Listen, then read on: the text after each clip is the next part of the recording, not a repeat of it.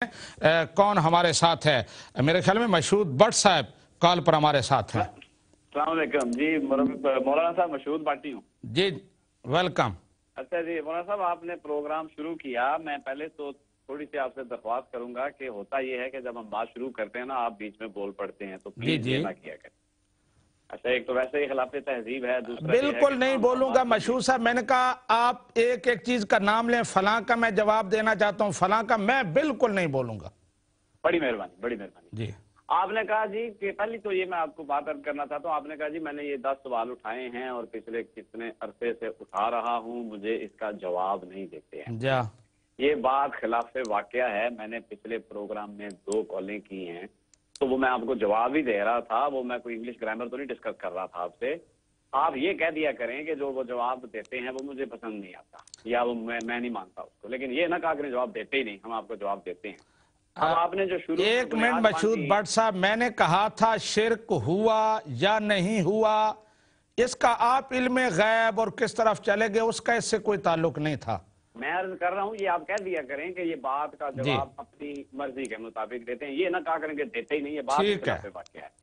दूसरी बात यह है कि आपने शुरू में जो ये बात कही है कि हम नबी जो हैं वो झूठ नहीं बोलते, बिल्कुल आपसे हम 100% इत्तेफाक करते हैं इस बात पर। इसी बात पे तो आपसे बहस हो रही है। जी, मैं आपसे उस सारी बातों पर जितने हवाले आपने दिए इत्तेफाक करता हूँ। नबी खुदा का नबी झूठ नहीं बोलता।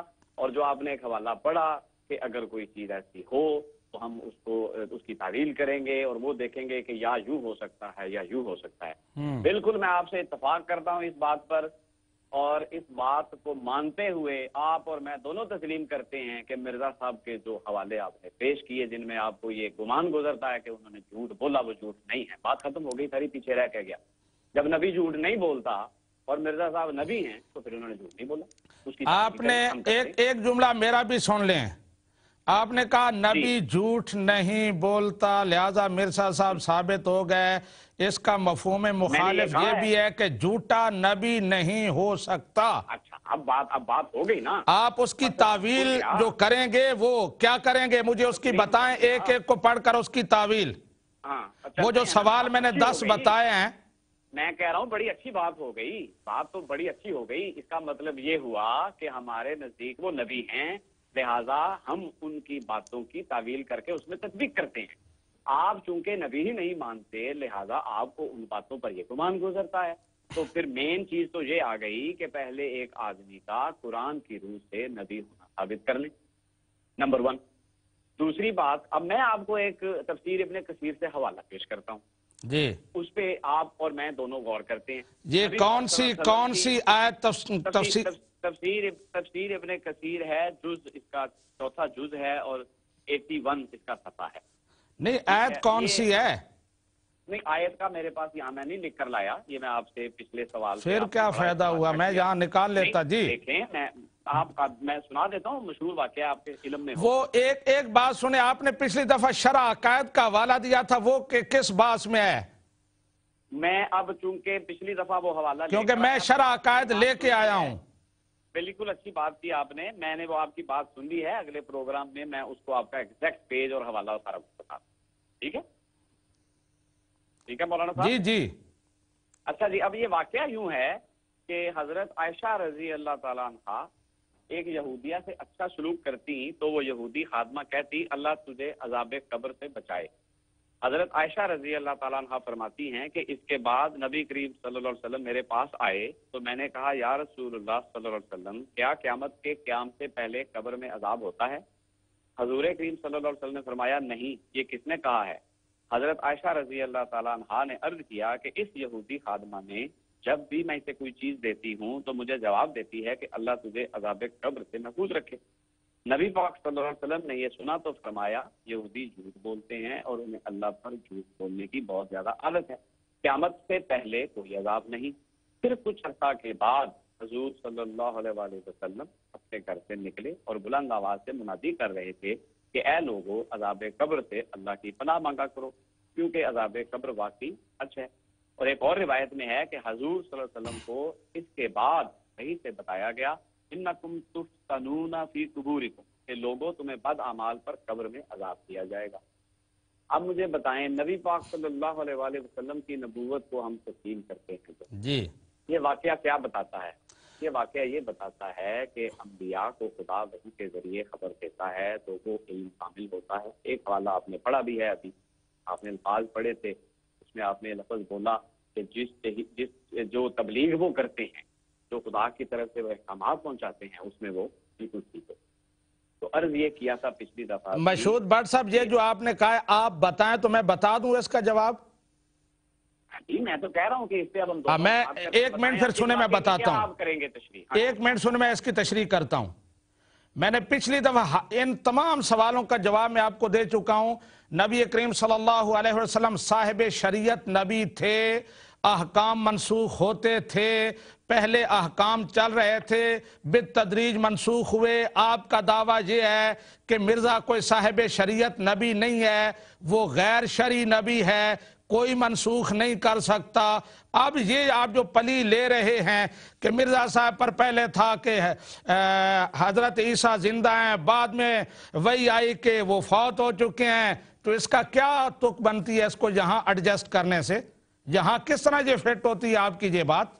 اب دیکھیں جو بات آپ نے کی ہے وہ اس واقعے پر اطلاق ہی نہیں پاتی۔ آپ نے کیوں نہیں اطلاق پاتی؟ میں نے کہا آپ کا دعویٰ کیا ہے کہ مرزا صاحب شریعت نبی تھا؟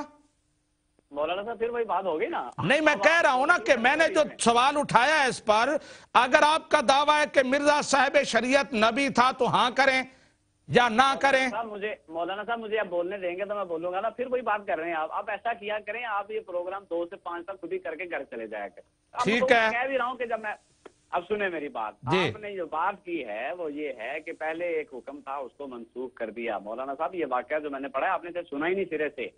پہلے بھی یہی حکم تھا کہ عذاب قبر ہوتا ہے، وہ یہودی عورت یہی تو کہہ رہی تھی، اور بعد میں بھی یہی حکم رہا کہ عذاب قبر ہوتا ہے، اور نبی پاک صلی اللہ علیہ وسلم کے بیچ کے الفاظ سے کہ یہ یہودی یعنی جھوٹ بولتے ہیں، اللہ پہ جھوٹ باندھتے ہیں، کوئی نہیں ہوتا عذاب قبر۔ تو آپ نے ماشاءاللہ جو مثال پیش کیا وہ تو اس واقعے کے الٹ جا رہی ہے۔ آپ جو یہودیہ کا حوالہ پیش کریں، درمیان میں حضرت عیسیٰ علیہ السلام کا دور ہے، اس کے بعد نبی کریم صلی اللہ علیہ وسلم تشریف لائے ہیں۔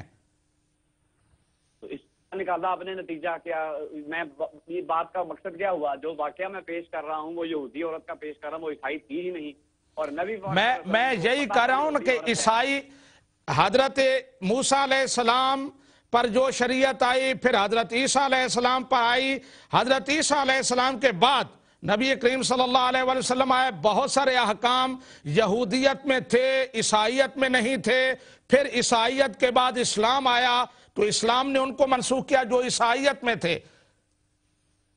میں آپ کو پھر بڑے احترام سے عرض کر رہا ہوں کہ عیسائیت بیچ میں کوئی ڈسکس ہی نہیں ہو رہی۔ اچھا، آپ میرا دوسرا سوال سنیں اس پر۔ نہیں ٹھہرے اچھا پلیز، آپ بالکل بات کو سمجھ نہیں رہے۔ نبی پاک صلی اللہ علیہ وسلم کو علم تھا یہودی عورت ہے، اور یہودی عورت یہ سٹیٹمنٹ دے رہی ہے، آپ کا جواب یہ تھا کہ یہودی جھوٹ بولتے ہیں اللہ پر، تو عیسائیت آپ کہاں سے لے آئے ہیں بیچ میں؟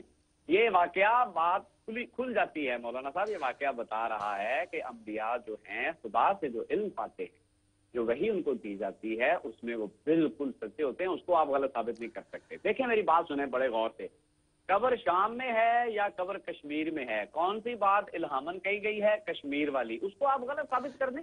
یہ کہاں لکھا ہے؟ میں نے حوالہ پیش کیا تھا کہ خلیفہ نور الدین جمونی نے کہا، کوئی الہام کی بات نہیں ہے۔ میں اگر ابھی حوالہ آپ کو دکھا دوں۔ مولانا صاحب میری بات سنیں، خلیفہ جو یہ قبر کا انکشاف میں ابھی آپ کو دکھاتا ہوں۔ ہاں جی پڑھیں۔ آپ بات کریں، میں نکالتا ہوں۔ اچھا، میں یہ آپ کو عرض کر رہا ہوں، حضرت مسیح موعود علیہ السلام نے جو مسیح ہندوستان میں کتاب کی ہے اس کا ذرا مطالعہ کر لیں۔ حضور کو یہ بات، جو حضور کے صحابہ تھے ان کو یہ کہا گیا تھا کہ جاؤ تحقیق کرو، بعض صحابہ نے یہ بھی کہا کہ ہمیں یہ پتہ چلا ہے، لیکن حضرت مسیح موعود علیہ السلام کا یہ ٹھیک ہوا کرتا تھا، جب کسی بات کے متعلق پتہ چلتا تھا خدا سے دعا کرتے تھے اور خدا الہامن بتایا کرتا تھا۔ اچھا، یعنی پہلے پتہ چل جاتا تھا کہ یہ میرے مفاد میں ہے، پھر اللہ تعالیٰ سے کہتے تھے کہ تو بھی مجھے الہام کر دے۔ یہ سکرین پر آ رہا ہے قبر کا انکشاف، ہاں جی اس کو پڑھ لیں۔ دیکھیں، میرے سامنے سکرین نہیں ہے۔ بس یہی تو مسئلہ ہوتا ہے کہ آپ کے سامنے سکرین کسی کے سامنے بھی نہیں ہوتی. ٹی وی کی آواز بند کر دیں تو ٹی وی کی آواز پھر اس کمرے میں نہیں, آواز بند کر دیں, سکرین تو بند نہ کریں نا. وہاں تو دوسرے جو فیملی کے لوگ ہیں انہوں نے تو دیکھنا ہوتا ہے نا. اچھا, بہرحال یہ ہے کہ آپ جا کے دیکھ لیں, یہ سکرین پر آ رہا ہے کہ قبر کا انکشاف کیسے ہوا تھا. ہاں جی, پڑھیں والا پڑھیں. یہ لکھا ہوا ایک بزرگ خلیفہ نور الدین صاحب جمونی ایک دفعہ محلہ خان یار سری نگر سے گزر رہے تھے کہ ایک قبر پر انہوں نے ایک بوڑھے اور بڑھیا کو بیٹھے دیکھا. ان سے پوچھا کہ یہ کس کی قبر ہے؟ جواب دیا نبی صاحب کی. انہوں نے کہا یہاں نبی کہاں سے آ گیا؟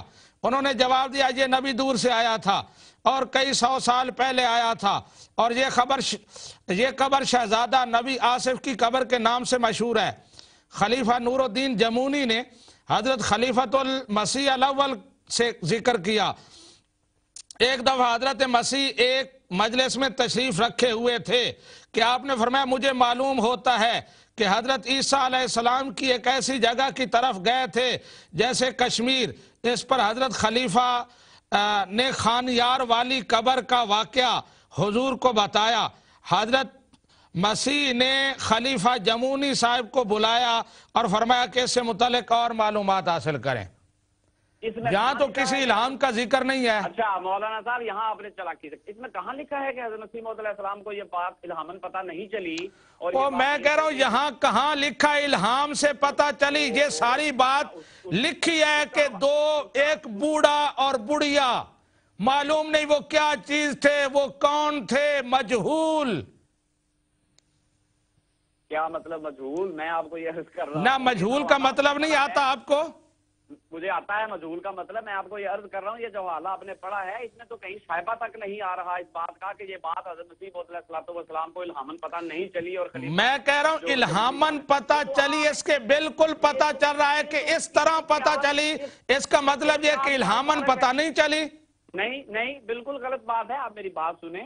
پہلی بات, بنیادی بات جس سے ہم شروع ہوئے ہیں, مجھے یہ بتائیں جو میں نے واقعہ پڑھا ہے اس واقعے پر میں نے آپ کو کہا تھا دونوں غور کرتے ہیں, ان کو ہم نبی مانتے ہیں. نبی اچھا, مرزا صاحب کی کسی کتاب میں لکھا ہے کہ یہ شام والا غلط ہے؟ حضرت مسیح موعود علیہ السلام نے جب بتا دیا کہ کیا بتا دیا؟ جب آپ نے جو مثال دی ہے اس میں حضور نے بعد میں بتا دیا کہ عذاب قبر ہے, یہ بات سچی ہے, بعد والی پہلے کی ناسخ ہو گئی, تو کہیں لکھا ہے کہ بلاد شام والی غلط ہے خبر؟ میری بات مرزا صاحب کی کسی کتاب میں یہ دکھائیں. یہ تو وہ بات کر دی نا جو قرآن میں آیات ہیں اس طرح کی کہ جو ہم چاہتے ہیں. وہ کفار مکہ نبی پاک صلی اللہ علیہ وسلم کو آ کر کہا کرتے تھے جو تو آسمان پہ چڑھ جا, پھر تو وہاں سے بلاؤں اتار. جو اپنی ہماری خواہشات ہیں, جو ہمارے الفاظ ہیں, وہ دکھا دو ہم کو.